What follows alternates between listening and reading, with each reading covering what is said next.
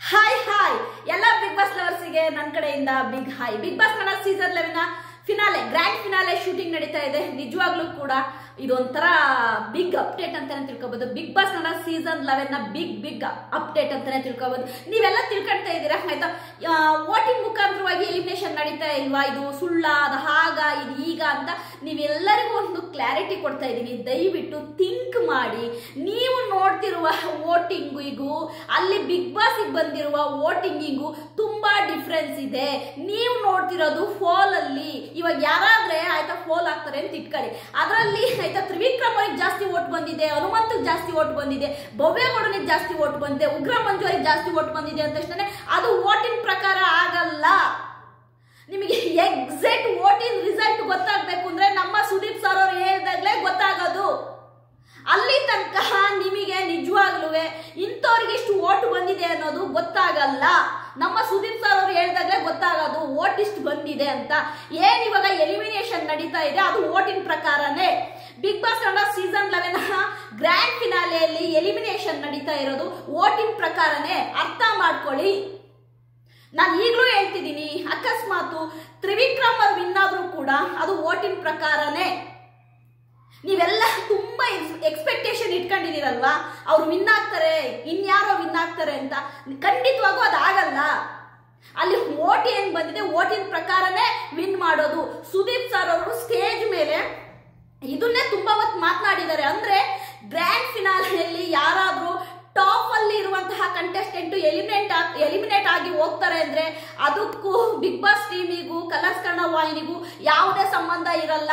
ಪ್ರೇಕ್ಷಕರ ಓಟಿನ ಮುಖಾಂತರವೇನೆ ಆಯ್ತಾ ನಾವು ಇಲ್ಲಿ ಅವ್ರನ್ನ ಎಲಿಮಿನೇಟ್ ಮಾಡೋದು ಅಂತೇಳಿ ನಮ್ಮ ಸುದೀಪ್ ಸರ್ ಅವರು ಆಯ್ತಾ ಪರ್ಫೆಕ್ಟ್ ಆಗಿ ಆನ್ಸರ್ ಮಾಡಿದ್ದಾರೆ. ಯಾರ್ಯಾರಿಗೆ ಆಯ್ತಾ ಇಲ್ಲಿ ಗ್ರ್ಯಾಂಡ್ ಫಿನಾಲೆಯಲ್ಲಿ ಆಯ್ತಾ ಅವರು ಇಷ್ಟದಂತ ವ್ಯಕ್ತಿನ ವಿನ್ನರ್ ಮಾಡ್ತಾರೆ, ಎಲ್ಲ ಪ್ರಿಪ್ಲೇಡ್ ಆಗಿರುತ್ತೆ. ಫಸ್ಟೇನೆ ಇವರೆಲ್ಲ ಬುಕ್ ಮಾಡ್ಕೊಂಡಿರ್ತಾರೆ, ಅದು ಇದು ಅಂತ ಮಾತನಾಡೋರಿಗೆ ನಮ್ಮ ಸುದೀಪ್ ಸರ್ ಅವರು ತುಂಬಾ ಚೆನ್ನಾಗಿ ಮಕ್ಕುಗ್ದಿದ್ದಾರೆ ಅಂತಾನೆ ಹೇಳ್ಬೋದು. ಅಂದ್ರೆ ಇದೇನು ಪ್ರಿಪ್ಲಾನ್ ಶೋ ಅಲ್ಲ ಇದು. ಅಂದ್ರೆ ಗ್ರ್ಯಾಂಡ್ ಫಿನಾಲೆಯಲ್ಲಿ ನೀವು ಯಾರಿಗೆ ವೋಟ್ ಹಾಕಿ ನೀವು ಆಯ್ತಾ ವಿನ್ ಆಗ್ಲಿ ಅಂತ ವೋಟ್ ಹಾಕ್ತೀರಾ, ಯಾರಿಗೆ ಎಷ್ಟು ಲಕ್ಷ ವೋಟ್ ಬರ್ತವೆ ಅದ್ರ ಮೇಲೆನೆ ನಾವು ಎಲಿಮಿನೇಟ್ ಮಾಡೋದು. ಯಾಕೆ ನಾವು ಫಿನಾಲೆಯಲ್ಲಿ ಆಯ್ತಾ ಟಾಪ್ 5 ಆಗಲಿ ಟಾಪ್ 6 ಕಂಟೆಸ್ಟೆಂಟ್ ನ ಇಡ್ತೀವಿ ಅಂತಂದ್ರೆ ಅವ್ರು ಎಲ್ಲರಿಗೂ ನೀವು ವೋಟ್ ಮಾಡ್ತೀರಾ. ಅದ್ರಲ್ಲಿ ಯಾರಿಗೆ ಕಮ್ಮಿ ವೋಟ್ ಬರುತ್ತೆ ಅವರು ಎಲಿಮಿನೇಟ್ ಆಗ್ತಾ ಹೋಗ್ತಾರೆ. ಯಾರಿಗೆ ಹೈಯೆಸ್ಟ್ ವೋಟ್ ಬಂದಿರುತ್ತೆ ಅವರು ವಿನ್ನರ್ ಆಗ್ತಾರೆ ಅಂತ ಹೇಳಿ ನಮ್ಮ ಸುದೀಪ್ ಸರ್ ಅವರು ಮಕ್ಕುಗಿದ್ದಾರೆ ಅಂತಾನೆ ಹೇಳ್ಬೋದು. Okay, Bigg boss Kannada season 11 ಆಯ್ತಾ ಇದೊಂದು ಬಿಗ್ ಅಪ್ಡೇಟ್ ಆಯ್ತಾ. ಟಾಪ್ 5 ಆಯ್ತಾ, ಟಾಪ್ 5 ಅಂದ್ರೆ 5th ಎಲಿಮಿನೇಷನ್ ಯಾರಪ್ಪ ಅಂತಂದ್ರೆ ನಮ್ಮ ಉಗ್ರ ಮಂಜು ಅವರು ಎಲಿಮಿನೇಟ್ ಆಗಿದ್ದಾರೆ. ನಿಜವಾಗ್ಲೂ ಸ್ಯಾಡ್ ಆಗುತ್ತೆ. ತುಂಬಾ ಚೆನ್ನಾಗಿ ಆಡಿದ್ದಾರೆ ಉಗ್ರ ಮಂಜು ಅವರು. ಅಂದ್ರೆ ನಾನು ಪ್ರತಿ ಸಾರಿ ಹೇಳಿದೀನಿ ಬಿಗ್ ಬಾಸ್ ಕನ್ನಡ ಸೀಸನ್ 11 ಸೈನಿಕ ಉಗ್ರ ಮಂಜು ಅಂತ ಹೇಳಿದೀನಿ. ಎಲ್ಲೋ ಸ್ವಲ್ಪ ಮಧ್ಯದಲ್ಲಿ ಅವರಿಗೆ ಲ್ಯಾಗ್ ಆಯ್ತು. ಅಂದ್ರೆ ಸ್ವಲ್ಪ ಗೇಮ್ ನ ಮರುತ್ರು ಅವರು. ಅಂದ್ರೆ ಫ್ರೆಂಡ್ಶಿಪ್ ಅಂದ್ರೆ ಗೆಳತಿಗೆ ತುಂಬಾ ಬೆಲೆ ಕೊಟ್ಟು ಎಲ್ಲೋ ಒಂದ್ ಸ್ವಲ್ಪ ಆ ಗೇಮ್ ನ ಮರುತ್ರು. ಅದು ಅವ್ರಿಗೆ ಹೊಡ್ತಾ ಇತ್ತು ಅಂತ ಕಾಣುತ್ತೆ. Bigg boss Kannada season 11 5th elimination ಯಾರು ಅಂದ್ರೆ ಉಗ್ರ ಮಂಜು ಅವರು. ಕಾರಣ ಇಷ್ಟೇ ಆಯ್ತಾ.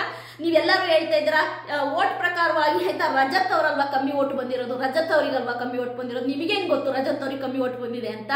ರಜತ್ ಅವ್ರಿಗೂ ವೋಟ್ ಬಂದಿದೆ, ಉಗ್ರ ಮಂಜು ಅವ್ರಿಗೂ ವೋಟ್ ಬಂದಿದೆ, ಭವ್ಯಗೌಡನಿಗೂ ವೋಟ್ ಬಂದಿದೆ. ಕಾರಣ ಒಂದು ಸೇಮ್ ಅಂದ್ರೆ ಆಯ್ತಾ ಒಂದು 50 ಓಟೋ 100 ಓಟೋ 200 ಓಟೋ ಇಲ್ಲ 1000 ಓಟೋ ಹೆಚ್ಚು ಕಮ್ಮಿ ಇಲ್ಲಿ ಇವ್ರು ಎಲಿಮಿನೇಟ್ ಆಗ್ತಿದ್ದಾರೆ. ಬಿಟ್ರೆ ಇಲ್ಲಿ ಎಲಿಮಿನೇಟ್ ಆಗ್ತಿರೋದು ನಿಜವಾಗ್ಲೂ ಕೂಡ ವೋಟಿಂಗ್ ಪ್ರಕಾರನೇ. ಈಗ ಉಗ್ರ ಮಂಜು ಅವರು 5th ಪ್ಲೇಸ್ ಅಲ್ಲಿ ಅವ್ರು ಎಲಿಮಿನೇಟ್ ಆಗಿದ್ದಾರೆ, 5ನೇ ಸ್ಥಾನ ತಗೊಂಡಿದ್ದಾರೆ ಅಂತಂದ್ರೆ ಹಂಗಂದ್ ಮಾತ್ರಕ್ಕೆ ಅವ್ರಿಗೆ ವೋಟ್ ಬಂದಿಲ್ಲ ಅಂತಲ್ಲ, ಅವ್ರಿಗೆ ವೋಟ್ ಬಂದಿದೆ.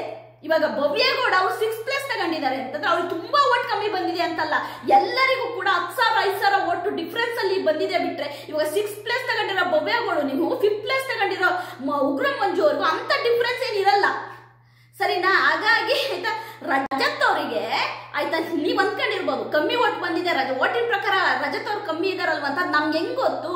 ವೋಟುನ ನಮಗೆ ಹಾಕೋದಷ್ಟೇ. ನಾವೀಗ ಜಿಯೋ ಆಪ್ ಅಲ್ಲಿ ಅಂದ್ರೆ ಜಿಯೋ ಸಿನಿಮಾ ಆಪ್ ಅಲ್ಲಿ ನಾವು ವೋಟ್ ಹಾಕ್ತಿವಿ, ಅದೇ ರೀತಿ ಮಿಸ್ ಕಾಲು ಎಲ್ಲ ಬರುತ್ತೆ. ಅದೆಲ್ಲವನ್ನ ನೋಡ್ತಿರೋದು ಯಾರು ಅಂದ್ರೆ ಬಿಗ್ ಬಾಸ್ ಟೀಮು.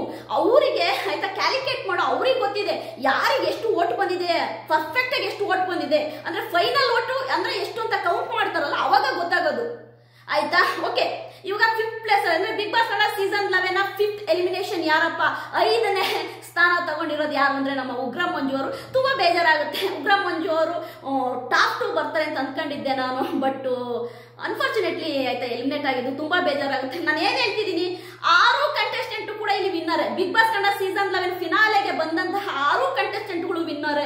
ಆದ್ರೆ ಎಲಿಮಿನೇಟ್ ಮಾಡಬೇಕು, ಅದೊಂದು ಪ್ಯಾಟರ್ನ್ ಬಿಗ್ ಬಾಸ್ ಅವ್ರದ್ದು. ಓಕೆ, ಫಿನಾಲೆ ಅಂತಂದ್ರೆ 6th 5th 4th ಅಂತ ಈ ತರ ಎಲಿಮಿನೇಟ್ ಮಾಡ್ಕೊಂಡು ಹೋಗ್ಬೇಕು, ಹಾಗಾಗಿ ಮಾಡ್ತಾ ಇದ್ದಾರೆ. ನಮ್ಮ ಉಗ್ರಂ ಮಂಜು ಅವರು 5th ಪ್ಲೇಸ್ ತಗೊಂಡಿದ್ದಾರೆ. ಬೇಜಾರಾಗುತ್ತೆ. ಆದ್ರೂ ಕೂಡ ನಿಮ್ಗೆ ಇನ್ನೂ ಒಂದು ವಿಷಯ ಹೇಳ್ತೀನಿ, ನೀವು ಯಾರನ್ನ ವಿನ್ ಆಗ್ತಾರೆ ಅಂತ ಅನ್ಕೊಂತ ಇದ್ದೀರಲ್ಲ, ಆ ವ್ಯಕ್ತಿ ವಿನ್ ಆಗ್ತಾರ ಅಂತ ನನ್ನನ್ನು ಕೇಳೋದಾದ್ರೆ ಖಂಡಿತವಾಗೂ ಇಲ್ಲ ಅಂತೀನಿ. ಇಲ್ಲಿ ಇನ್ನೂ ಒಂದು ಬಿಗ್ ಟ್ವಿಸ್ಟ್ ಇದೆ ಆಯ್ತಾ, ಮುಂದೆ ಬರೋ ವಿಡಿಯೋಗಳಲ್ಲಿ ನಿಮಗೆ ಹೇಳ್ತೀನಿ. ಯಾಕೆ ಅಂತಂದ್ರೆ ನಮ್ಗೆ ಹನುಮಂತು ಆಗ್ಲಿ, ತ್ರಿವಿಕ್ರಮ್ ಆಗ್ಲಿ, ಇವ್ರ ಮಧ್ಯ ಮೋಕ್ಷಿತ ಆಗ್ಲಿ, ಇವ್ರ 3 ಜನದ ಮಧ್ಯ ತಗೊಂಡ್ರೆ ಆಯ್ತಾ ಯಾರು ವಿನ್ ಆಗ್ತಾರೆ ಅನ್ನೋದು ನಿಮ್ಗೆ ಎಲ್ಲರಿಗೂ ತುಂಬಾನೇ ಒಂದು ಕ್ಯೂರಿಯಾಸಿಟಿ. ನಾನು ಮೊನ್ನೆಯಿಂದ ಹೇಳ್ಕೊಂಡ್ ಬರ್ತಾ ಇದ್ದೀನಿ, ಸುದೀಪ್ ಸರ್ ಅವರು ಹಿಡ್ಕೊಳ್ಳುವಂತಹ ಕೈಯಲ್ಲಿ ಆಯ್ತಾ ಲೆಫ್ಟ್ ಟು ರೈಟ್ ಆಯ್ತಾ ತ್ರಿವಿಕ್ರಮ್ ಮೋಕ್ಷಿತ ಇರ್ತಾರೆ, ಇಲ್ಲ ತ್ರಿವಿಕ್ರಮ್ ಹನುಮಂತು ಇರ್ತಾರೆ ಅಂತೇಳಿ ನಾನು ನಿಮಗೆ ಹೇಳ್ತಾನೆ ಬಂದಿದ್ದೀನಿ. ತುಂಬಾ ಪೈಪೋಟಿ ಇರೋದು ತ್ರಿವಿಕ್ರಮ್ ಹನುಮಂತುಗೆ, ತುಂಬಾ ಪೈಪೋಟಿ ಇದೆ. ಅದೇ ರೀತಿ ಮೋಕ್ಷಿತನಿಗೂ ಕೂಡ ಪೈಪೋಟಿ ಇದೆ ಅಂತ ಗೊತ್ತಾಗ್ತಾ ಇದೆ. ಮೋಕ್ಷಿತನಾಗ್ಲಿ ಭವ್ಯಗೌಡನಾಗ್ಲಿ ಆಯ್ತಾ ಇವರು TRPಗೆ ಉಪಯೋಗಿಸ್ಕೊಂಡಿದ್ದಾರೆ ಅನ್ನೋದು ಓಪನ್ ಆಗಿ ಗೊತ್ತಾಗ್ತಾ ಇದೆ. ನೋಡೋಣ, ವೆರಿ ಸೂನ್ ನಿಮ್ಗೊಂದು ಇಂಪಾರ್ಟೆಂಟ್ ಅಪ್ಡೇಟ್ ಜೊತೆ ನೀವು ಮುಂದೆ ಬರ್ತೀನಿ. ನೀವು ಮಾಡ್ಬೇಕಾಗಿರೋ ನನ್ನ ಚಾನಲ್ ಸಬ್ಸ್ಕ್ರೈಬ್ ಮಾಡ್ಕೊಳ್ಳಿ. ಅದಲ್ಲದೆ ನಿಮ್ಗೆ ಇನ್ನೂ ಒಂದು ವಿಷಯ ಹೇಳ್ತೀನಿ ಆಯ್ತಾ, ಮೋಕ್ಷಿತ ವಿನ್ ಆಗ್ತಾರ ಅಂತ ನನ್ನನ್ನು ಕೇಳೋದಾದ್ರೆ ಈಗ ನಾನು ಹೇಳ್ತಾ ಇದ್ದೀನಿ ಆಯ್ತಾ, ತುಂಬಾ ಓಪ್ಸ್ ಇಟ್ಕೋಬೇಡಿ. ತುಂಬಾ ಓಪ್ಸ್ ಯಾಕೆ ಇಟ್ಕೋಬೇಡಿ ಅಂದ್ರೆ, ಇಲ್ಲಿ ಬಿಗ್ ಬಾಸ್ ಅವರು ಹೆಣ್ಮಕ್ಳನ್ನ ವಿನ್ ಆಗಕ್ಕೆ ಅವರು ಆಯ್ತಾ ವಿನ್ ಮಾಡ್ಸಕ್ಕೆ ಅವರು ರೆಡಿನೇ ಇಲ್ಲ. ಅವರು ಓನ್ಲಿ ಏನಪ್ಪಾ ಅಂತಂದ್ರೆ ಹೆಣ್ಣು ಮಕ್ಕಳನ್ನ TRPಗೋಸ್ಕರವಾಗಿ ಅದೇ ರೀತಿ ಕಂಟೆಂಟಿಗೋಸ್ಕರವಾಗಿ ಬಳಸ್ಕೊಂತಾರೆ ಅನ್ನೋದು ಓಪನ್ ಆಗಿ ಗೊತ್ತಾಗ್ತಾ ಇದೆ. ನಾನು ನಿಮ್ಗೆ ಈಗಲೂ ಹೇಳ್ತಾ ಇದ್ದೀನಿ, ಉಗ್ರಂ ಮಂಜು ಅವರು ಟಾಪ್ 2 ಅಲ್ಲಿ ಬರುವಂತಹ ಕಂಟೆಸ್ಟೆಂಟ್, ಆದ್ರೆ ಟಾಪ್ 5 ಅಲ್ಲೇನೆ ಎಲಿಮಿನೇಟ್ ಆಗ್ತಿದ್ದಾರೆ ಅಂದ್ರೆ ಕಾರಣ ಇಷ್ಟೇನೆ, ಇಲ್ಲಿ ಸ್ವಲ್ಪ ಓಟುಗಳ ಡಿಫ್ರೆನ್ಸ್ ಬರ್ತಾ ಇದೆ. ಅಂದ್ರೆ ಎಲ್ಲಿ ಯಾವಾಗ ಯಾರ ಆಟ ಸ್ವಲ್ಪ ಲ್ಯಾಕ್ ತಗೊಂಡಿದೆ, ಸ್ವಲ್ಪ ಅವರು ಲೇಸಿ ಆಗಿದ್ರೆ ಅದ್ರ ಮೇಲೆ ಓಟುಗಳು ಆಯ್ತಾ ಬೀಳ್ತಾ ಇದೆ. ಅದಲ್ಲದೇನೆ ಉಗ್ರಂ ಮಂಜು ಅವರು ಅವತ್ತು ಏನು ಆಯ್ತಾ ಫ್ಯಾಮಿಲಿ ರೌಂಡ್ ಅಲ್ಲಿ ಅವರ ತಂಗಿ ಹೇಳಿದ ಮಾತು ಕೇಳಿದ್ರೆ, ಅವ್ರ ಅಪ್ಪ ಹೇಳಿದ ಮಾತು ಕೇಳಿದ್ರೆ, ಇವತ್ತು ಉಗ್ರಂ ಮಂಜು ಟಾಪ್ 2 ಅಲ್ಲಿ ಇರ್ತಾ ಇದ್ರು. ಅವತ್ತು ಅವರ ತಂಗಿ ಏನವ್ರಿಗೆ ಆಯ್ತಾ ಪ್ರಾಮಿಸ್ ತಗೊಂತಾರೆ, ಅಣ್ಣ ನೀನು ಗೇಮ್ ನೋಡ್ಕ, ಗೇಮ್ ಕಡೆ ಗಮನ ಕೊಡು ಅಂತ. ಅದೊಂದು ಮಾತನ್ನ ಕಿವಿಗೆ ಹಾಕೊಂಡಿದ್ದಿದ್ರೆ ಆಗಿದ್ದಿದ್ರೆ ಉಗ್ರಂ ಮಂಜು ಅವರು ಇವತ್ತು ಟಾಪ್ 2 ಅಲ್ಲಿ ಇರ್ತಾ ಇದ್ರು.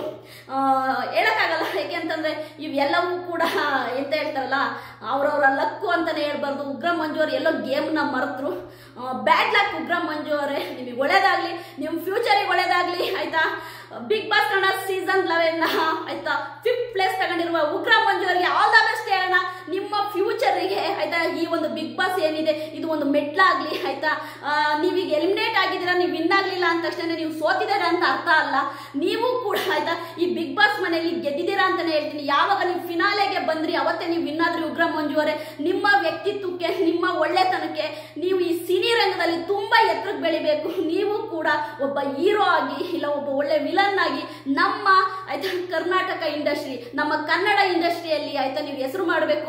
ಉಗ್ರಂ ಮಂಜು ಅವರೇ, ತುಂಬಾ ಮಿಸ್ ಮಾಡ್ತೀವಿ ನಿಮ್ಮನ್ನ. ಯಾಕೆಂದ್ರೆ ನಿಮ್ಮನ್ನ ತುಂಬಾ ಪ್ರೀತಿಸೋ ಜನ ಇದ್ರು ಬಿಗ್ ಬಾಸ್ ನೋಡ್ಬೇಕಾದ್ರೆ, ನಿಮ್ಮನ್ನ ತುಂಬಾ ಮಿಸ್ ಮಾಡ್ತೀವಿ. ಉಗ್ರಂ ಮಂಜು ಅವ್ರಿಗೆ ಒಳ್ಳೇದಾಗ್ಲಿ. ಉಗ್ರಂ ಮಂಜು ಅವರೇ, ನಿಮ್ ಫ್ಯೂಚರಿಗೆ ಒಳ್ಳೇದಾಗ್ಲಿ, ನಿಮ್ ಕೆರಿಯರಿಗೆ ಒಳ್ಳೇದಾಗ್ಲಿ. All the best Ugram Manju.